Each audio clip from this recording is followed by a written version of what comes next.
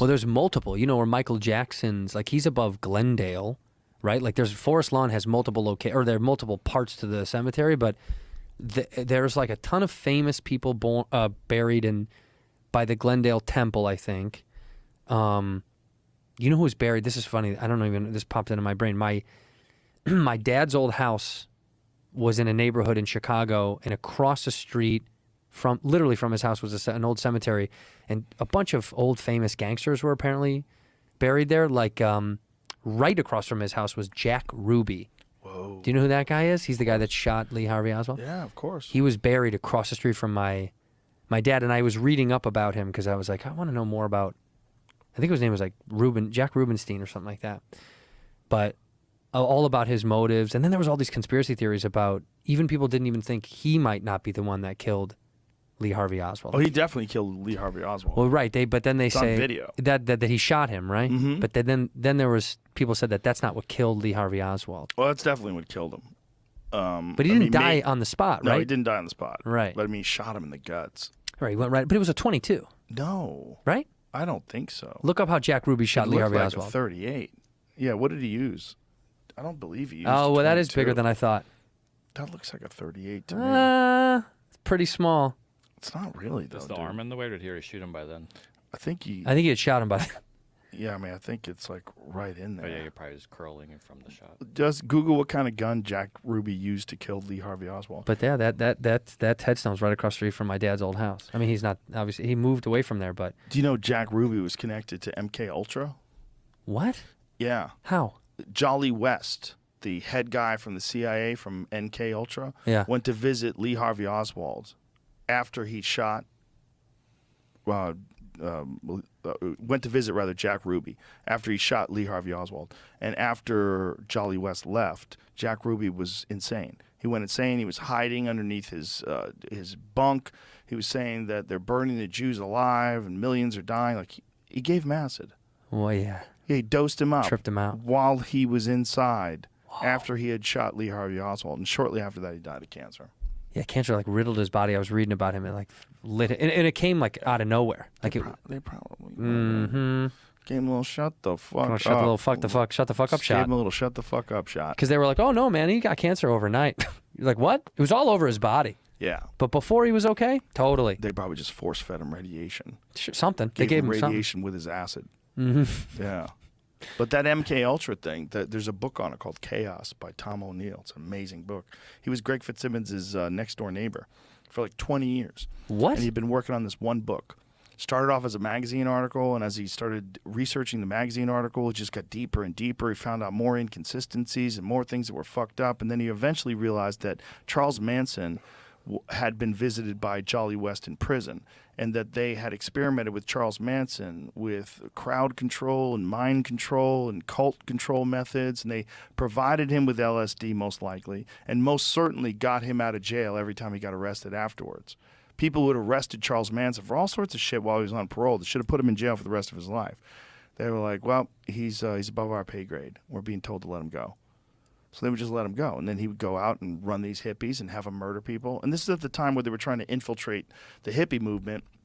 The same way the FBI tries to infiltrate these fucking wacky militias and get them to go kidnap the governor of Michigan. Yeah. Back then, they would dose people up with acid and get the hippies to go murder people. They're like, this is a great way to crack down on the anti-war movement. Great way to crack down on the hippies. Get everybody terrified of this young movement of these flower children. And they're not so peaceful after all. Matter of fact, they're fucking murderers. So they literally got a murderer in prison, got a crazy psychopath in prison in Charles Manson, taught him how to run a cult, taught him how to control people with LSD, and then supplied him with LSD and sent him out in the world. Holy shit. Yeah. That's trippy as It's an fuck. amazing book, man. The book's great because it's very detailed, as you can imagine, because Tom worked on it for 20 fucking years.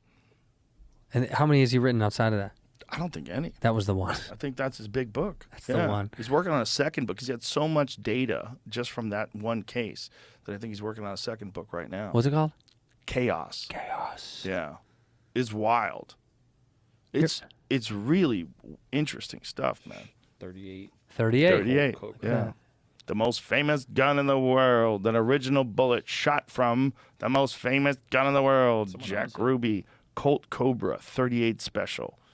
Yeah, see, I know my guns. But look at it, it says 435 out of 5,000. Well, they shot bullets out of it, I think, to sell. Yeah, that's They what shot make 5,000 bullets out of Yeah. it to sell. How many Someone dummies like, I want that bullet? Shot that son of a bitch, Lee Harvey Oswald, who definitely acted alone. Yeah, he was by himself. Brian, give me that bullet. I want to shoot a gun, shoot something. That is so funny. They had a meeting about it. They're like, should we just shoot bullets out of that fucking thing and sell them? Someone's like, yeah, some dummy will buy that shit. Why they only do 5,000? They should do it every year. Keep doing it. Keep doing it. Do it People till the keep product buying runs them. out. Yeah. What are you, crazy? The gun still works. Now you know how the card game works. That's What's right. happening in the cards with the Ken Griffey Jr. card. What That's happened? that was like the most famous baseball card you could buy for a while. Yeah. And it turns out like Upper Deck got caught printing sheets and sheets and sheets of them and selling them to the collectors. And They're no not one knew about numbered? They weren't it. numbered? No, they weren't. There's a documentary about this actually. That's like a scam, and it ruined the card industry for quite a while. And now only one company is allowed to sell baseball cards. And Who is it? Tops? Upper Deck? I think Tops got the contract. Yeah. Yeah, it's the same way I feel about golf, I feel about baseball cards. Like, what are you wasting your time doing? Now that I understand. At least golf is a career. There's a sport. Yeah, there's something it's to a it. legit sport. Like some people, they make a lot. What do you think about the live golf thing? Love it. Dude, Absolutely love it. Why not? tell me more. Here's the reason. And I told you before this, I know a guy that went over there. And here's the thing. Some people love the preservation and the history of the PGA. I get it, tradition. A lot of things about the PGA are bullshit, and particularly the idea that the PGA had a stronghold on them. It was kind of like, it has like the remnants of like contracts from studios in the 50s for actors, where you're like, we own your fucking ass, your likeness, your rights, your images. When the golfers golf, they can't use that footage. They have to license it from the PGA. So if I'm out playing and I want to be like, hey, man, I want to put up a post on Instagram about this dope-ass putt I hit or whatever, this great, you have to buy it. You have to buy your shit back from them. Bullshit. Why? If I'm Zion Williamson in the NBA and I fucking yoke on someone, I put my dick in their fucking face and dunk on them, the NBA can't wait to give you the footage. They're like, dude, post that shit because it's going to help their brand. PGA is old, white guy bullshit. And I get it, that it's antiquated. So some of the younger guys were like, fuck this, I want more freedom and fun.